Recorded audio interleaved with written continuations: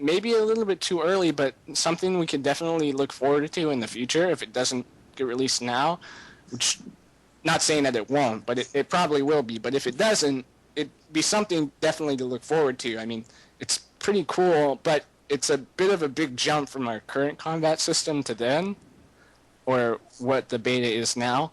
And they could always downsize it. I mean, I know I find kind of weird that I have 890 hit points, and they already made the change to the Constitution or hit points system, and now you can have like a maximum of like 10,000 life points, and it's kind of weird. I don't know, but it's something that's probably would have been implemented had this beta never come up. They probably would have moved forward with that anyways, but I don't know. It might be a little too early for it, but like I said before, I mean, I'd be okay if it comes out.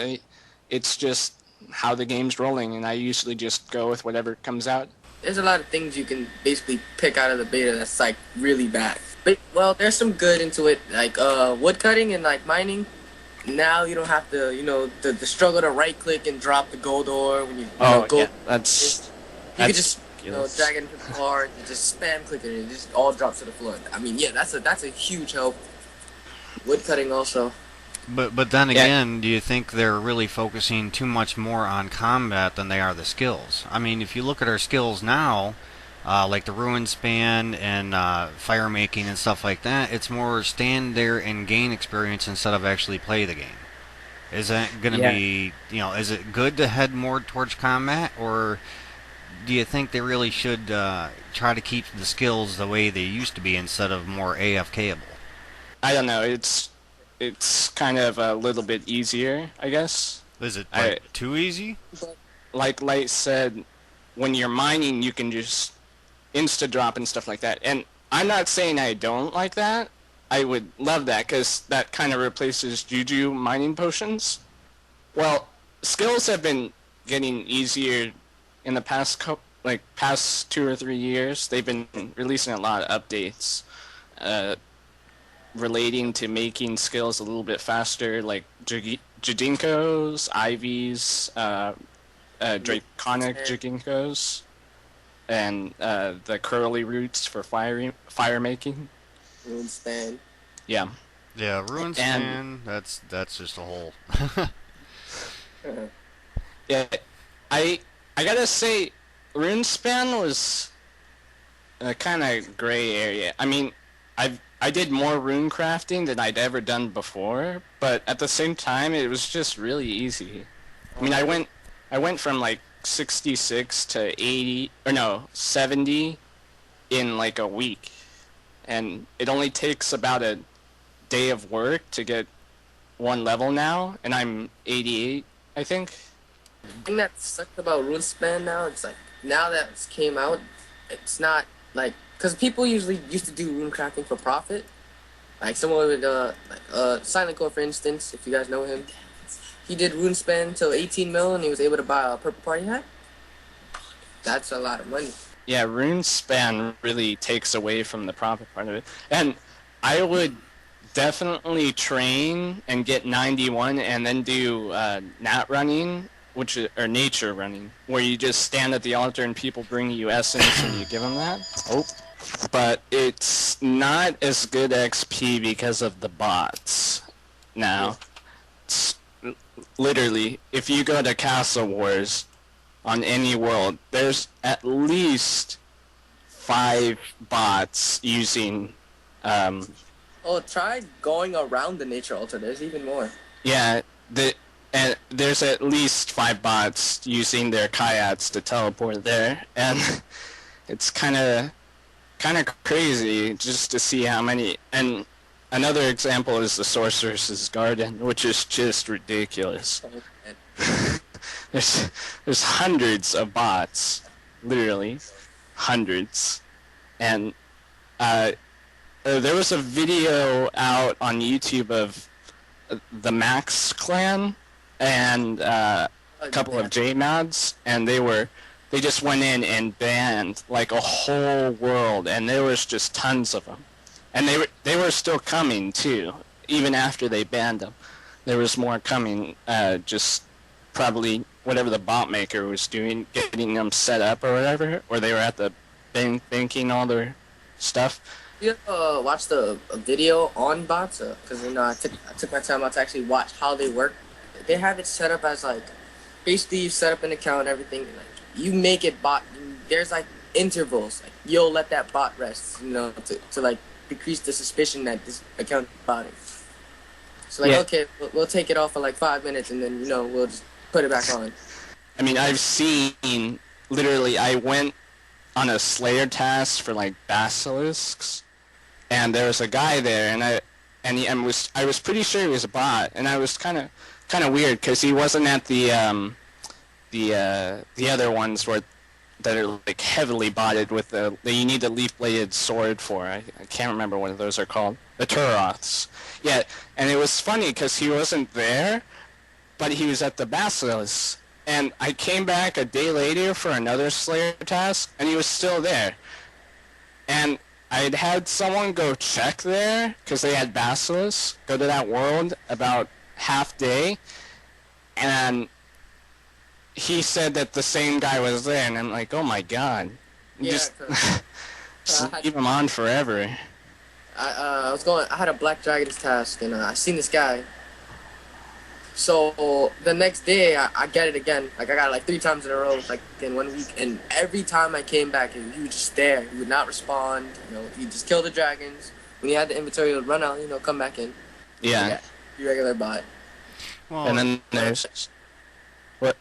Well, what did you want to say? You got all these bots around, but we got to think too. Where are the bots coming from, and why do we have them? I mean, you definitely look at the state of the game now. We all are pretty much vets of the game here. I've got basically around 7 years, and I know both you have 5+ years in the game. So, though, the people doesn't explain why, because people are lazy, so they oh, I don't want to get this 99, or I don't want to make this money, and most of it's gold farmers. They can't just sit there and actually train on like 6 different accounts to make max money. They just set up a bot and they keep their sales going. Yeah. So if they step up on getting rid of real world trading, the bots will definitely see a decrease in them. Yeah. I mean, they just banned the Stoken Nut and Win All Day, and they. Just want to clear something up there. I was talking around in my clan and my and Light's clan, and they were saying that the way they put those rares back into the game is just if they find them on the account, they just put them back in the GE at mid, and whatever happens, and they just sell them. So that's apparently the way that they're going back into the game, but. Back onto real world trading, it's just kind of sad to see. I mean, it's not only the bots, it's these dicers, which are really annoying. I mean, we have a problem with them on our world. Our clan sits at the southwest corner of the GE, and there's just always some dicers or Frosty Flowers flower game people there, and it's just really annoying. I generally have my public on friends, and it's hard to see because I can't add my entire clan to my friends list because we've got a lot of people. But people will say something to me, and they can't talk to me because it's getting spammed out, and I have my public on friends. So they have to go and say it in a clan, which would be okay, but generally those types of things are like personal things that they could say that they would generally say in private chat, but I don't want to add like 100 people to my friends list, and it's just annoying to have all that spam. I don't see why Jagus doesn't look at this, because if you check the forums, literally there's a bunch of people like fed up with this. But it's so simple to get rid of it. They could do what they did on the beta, because people were gambling on the beta. I don't know why, but people were gambling on the beta to make money on the beta. Well, they were trying to get items. They were Yeah, trying to get items that you couldn't get for free on beta is why they were doing it. And some were doing it just to try to see how many party hats they could get or whatever. yeah. Well, I I got like the 1,000 divines or something like that, and I got like max cash or something like that. I just kept running the divines, to the little bank and sell them, and run back to the spot and just take some super energies. Well, that I mean, basically, so it's all about the gamblers out there that are really the instant gambles is what I call them. mean, like Squeal of Fortune and stuff like that. I'm not gonna buy spins or anything like that, but the extra stuff, if you want to call it, is okay. The 200 million coins thing is kind of ridiculous. I mean, it was okay for like 100K. Even that might be a little too much, but giving out 200 million coins is, I mean, that's basically 99 prayer. They just gave you a 99 if you want, or crafting or something like that. And there actually is a video of a guy winning it. He bought like 500 spins though, so uh, but still, the fact that they just and they brought in 200 million coins is just I don't know how like those kind of updates are not my favorite. Not saying they're all bad. I mean, maybe in some ways you could say that some of the scaling stuff you get from there is useful. I mean, in my case, I just usually sell it. I mean, there might be a couple people that use it for something, but I mean, I generally just accept the updates and go with how it goes. I mean, I don't really care what comes out of the game. I just want to play it. So, it's yeah. my opinion. About the Squeal of Fortune, the 200 mil thing. People told me that. Well, I've been hearing, they did that because how the what is that, this new Peking bounty hunter thing? I Yeah. don't know. Oh, The yeah. GP, that's why they Yeah. did that. It's like to balance out the economy. And now that they did the 400 mil, because for some strange reason, there's actually a video of someone buying like 600 spins and winning 400 mil. Well, I I haven't. think I'll have to. mainly that double GP, which we all have to keep in mind. Jagex is new owner since 2010, so they're trying to Yeah. implement everything that the previous marketing department that they hired was used to doing, which was this microtransaction with a Squeal and Solomon store and stuff. But we got to keep in mind why they do things. Now, this double gold coin thing on the Squeal and also adding all these stuff on Solomon's is basically a way to find out if players are interested in actually buying gold. I mean, it makes sense. If they add double coins, how many more people are going to spend real money to buy gold? And if it's successful enough, they might actually just introduce selling gold instead of trying to go buy, these dicing sites or these instant gambles or even these gold seller sites that are completely destroying the game to begin with. If they found that there is interest in it by testing it through this Wheel of Fortune, then guess what? The more that buy, the more that it's like a vote to turn around and sell it for real world cash. Yeah. And in that case, they're probably not going to need 101% of the RuneScape population. They'll probably just say, "Oh, two people bought like 400 spins. Let's go put in gold trading." I mean, that's probably IVP's part of it, but I mean, Jagex really isn't the same as what it used to be. Right, right. I really liked how originally they were just totally, like a long time ago, they just really did not do, they did everything against bots. I mean, I was reading up some stuff on the wiki and stuff like that about the very beginning, and they used to add all these things for anti-bot and anti just camping a spot or something like that. Like I think in classic you had like a sleeping bag you had to use or something like that. Yeah, And I classic. really liked I really liked how they did stuff like that. And nowadays they don't, because of this IVP thing. They're just it's really not the same. Yeah. I mean, they did ban these dicers that were actually, but they only banned them because they were real world trading.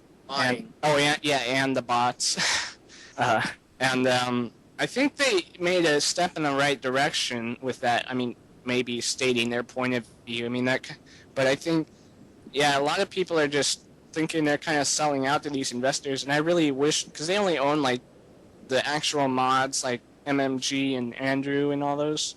Yeah. They only own like 25% of RuneScape, I think it is, and I think Andrew, I think, has 8% that gives him just enough to keep the ability to use the uh, rights for the copyrights and stuff like that for his new business. yeah, Yeah. it's. I really wish they hadn't sold out to IVP. I mean, it would probably make the game a lot better. I mean, not saying that the game is all bad right now. I mean, I'm probably still going to play it for a couple more years as long as it's here. Uh, as long as they don't do anything too drastic. Uh, I mean, if they start selling items and gold and stuff like that, uh, as much as tempting as it is to buy the gold, it just wouldn't feel right. You could buy like a max cash stack or something like that, but it wouldn't feel the same as earning it yourself. I mean, I actually enjoy doing all the skilling and stuff. I mean, I I used to be mainly a combat person. I like to do training combat and stuff, but recently I like in between flipping items and stuff. That's probably majority of the cash, but in between that, I really do like skilling. I mean, you can still make quite a bit of profit if you're doing certain things. Maybe not the like nature running was like a mil an hour or something like that a couple years ago, like 4 years ago or something. Right. But it's still. I mean, just leveling up. It's pretty fun. And at first when Dungeoneering came out, I wasn't really that into it, and I got up to like level 50, got a Shadow Silk hood, and I was pretty much done with it. But I was doing a lot of skilling, and I was like, oh man, I'm almost 70, level 70 in all skills. I got to do Dungeoneering, and me and Light and a couple other people in our clan have been dungeoning recently, and I've actually kind of enjoyed it more than I used to. I mean, I generally just solo dungeons because playing with people on the like random people in the worlds are not as not all of them are good. I mean, some of them are really good.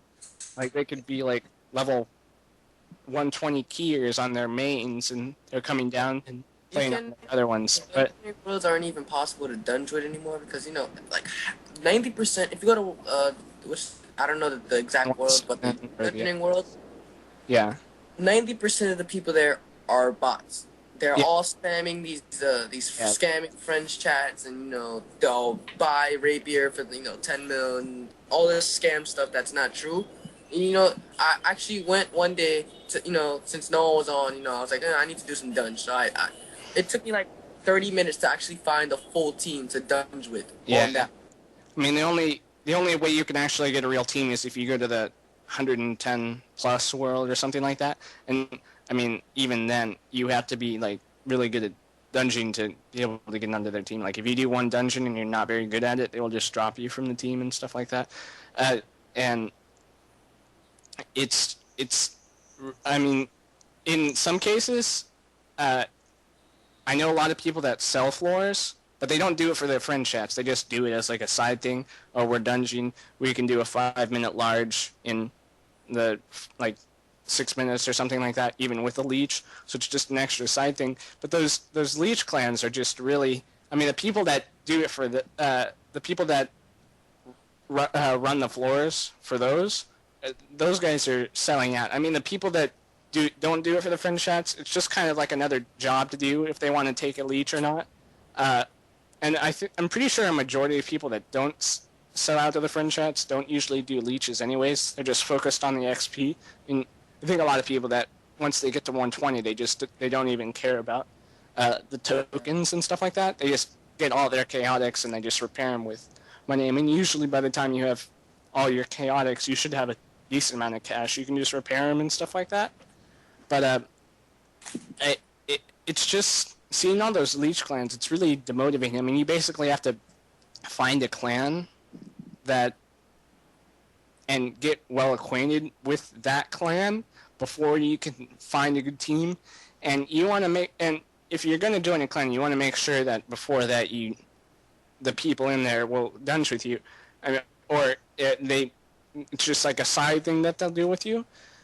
Because really, I mean, the chances of you finding a team to go dungeon with from level 1 to like 80 is really small. I mean, after 80, you could probably go to the other worlds and pick up another team, but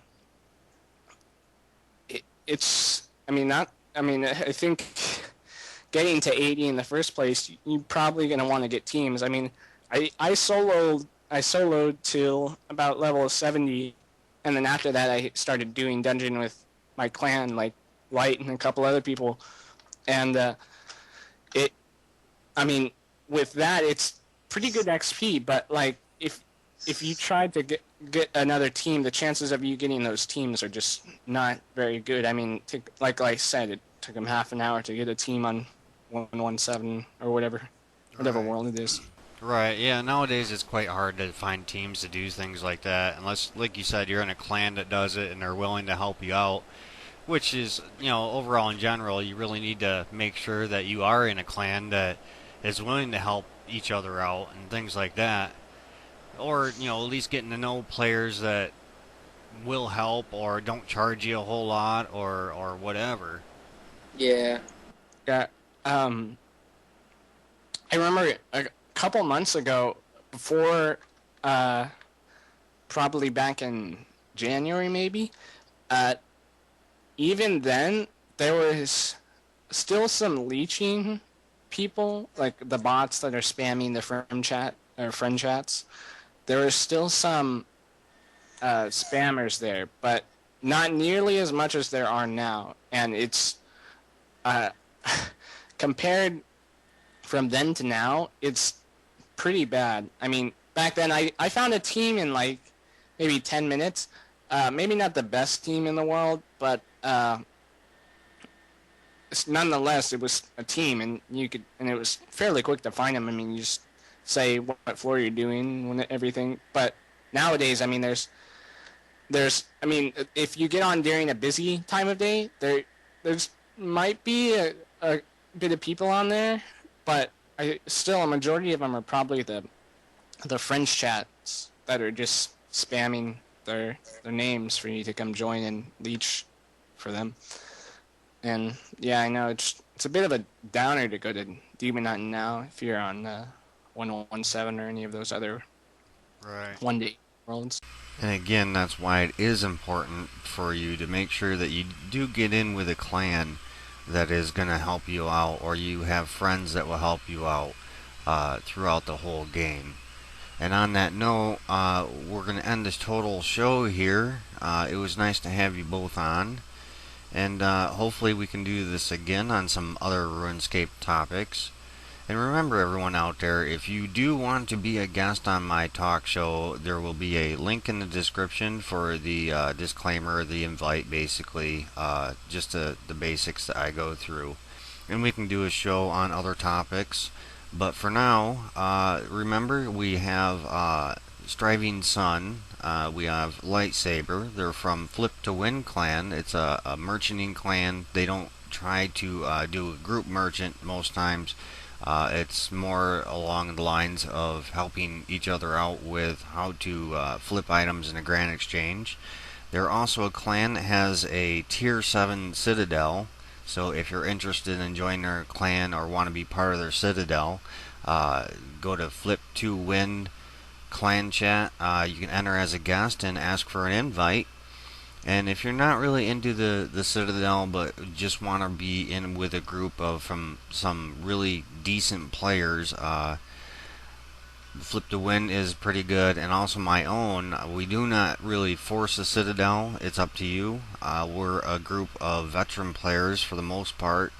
We're there to help you out or help players out. We do random events, basically group events that the players set up, and that would be in my clan. That'd be the clan.